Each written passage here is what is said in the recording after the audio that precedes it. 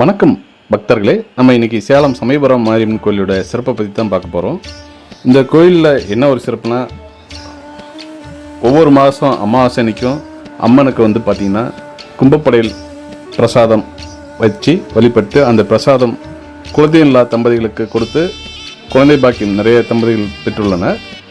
இந்த கோயிலில் பார்த்திங்கன்னா உங்களுக்கு இது ஒரு முக்கியமான சிறப்பாகவே இருக்குது.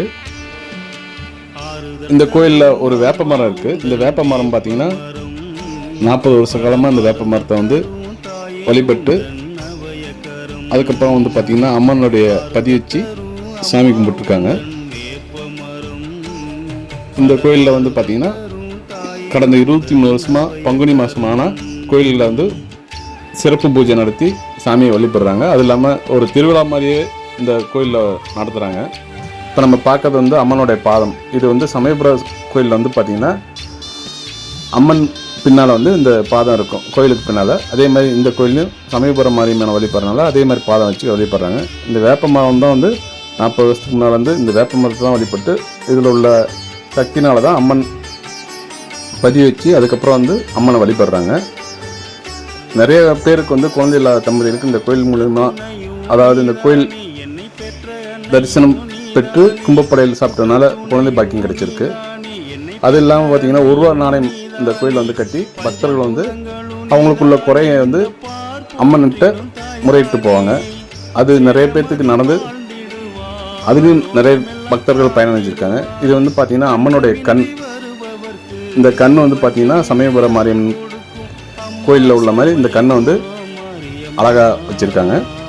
நம்ம இப்போ பார்க்குறது தான் இந்த 1 ரூபா நாணயம் கட்டுறது. இந்த மாதிரி 1 ரூபா நாணயம் பக்தர்கள் கட்டி அம்மனை வேண்டிட்டு அவங்களுக்குள்ள குறைகளை சொல்லி கட்டிட்டு போவாங்க. அது நிறைய பேர்த்துக்கு அந்த குறைகள் நல்லபடியாக சுமூகமாக தீர்வு ஆயிருக்கு. ஒவ்வொரு மாதம் அமாவாசை அன்னைக்கும் குழந்தை இல்லா தம்பதிகள் இந்த மாதிரி பார்த்திங்கன்னா அம்மனை மடி சுமந்து கோயிலை சுற்றி கும்பப்படையில் பிரசாதம் வாங்கி சாப்பிட்டு போவாங்க. அப்படி கும்பப்படையில் வாங்கி சாப்பிட்ட பக்தர்கள் 1 மாதம் 2 மாதம் ஒரு வருட காலத்தில் கூட நிறைய பேருக்கு குழந்தை பாக்கியம் கிடைச்சிருக்கு. ஒவ்வொரு தம்பதியும் பார்த்திங்கன்னா இந்த கோயிலில் குழந்தை வரம் வேண்டி அம்மனை மடி சுமந்து வருவாங்க. இது நிறைய பேர்த்துக்கு இந்த வேண்டுதல் நிறைவேறிருக்கு. அந்த மாதிரி வேண்டுதல் நிறைவேறின தம்பதிகள் நிறைய தம்பதிகள் இந்த கோயிலே வளகாப்பு நடத்தியிருக்காங்க. நம்ம அமாவாசைக்கு கலந்துக்க முடியும்னாலும் ஒவ்வொரு மாத பௌர்ணமிக்கும் பார்த்திங்கன்னா அம்மனுக்கு பாசிப்பயிர் மடிக்கட்டி 3 நாள் கழித்து அந்த பாசிப்பயிர் பிரசாதத்தை வர பக்தர்களுக்கு கொடுப்பாங்க. அந்த மாதிரி பாசிப்பயிர் வாங்கி சாப்பிட்ட பக்தர்களுக்கும் குழந்தை பாக்கியம் கிடைச்சிருக்கு. நீங்கள் நினைக்கலாம், இது என்னடா நீங்கள் நம்பர் மாதிரி சொல்கிறது இல்லைன்னு நினைக்கலாம். ஆனால் இந்த மாதிரி குழந்தை பாக்கியம் கிடைச்சி நிறைய தம்பதிகள் கண்டிப்பாக அம்மனுடைய அருள் பெற்றிருக்காங்க. இதை நீங்கள் நேரில் பார்க்குறப்ப இதோட விசேஷம் தெரியும். உங்களுக்கு தெரிஞ்சவங்க யாருக்காவது குழந்தை பாக்கியம் இல்லைனாலும் நீங்கள் வேணால் ஒரு 2 மாதம் அமாவாசை அன்னைக்கு இந்த கும்பப்படையில் பிரசாதத்தை வாங்கி சாப்பிட சொல்லுங்கள். கண்டிப்பாக இதில் உங்களுக்கு நல்ல பயன் கிடைக்கும். அவங்களுக்கு குழந்தை பாக்கியம் கிடைக்கும்.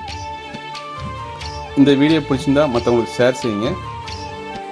மறக்காம நம்ம சேனலை சப்ஸ்கிரைப் செய்யுங்க. நன்றி.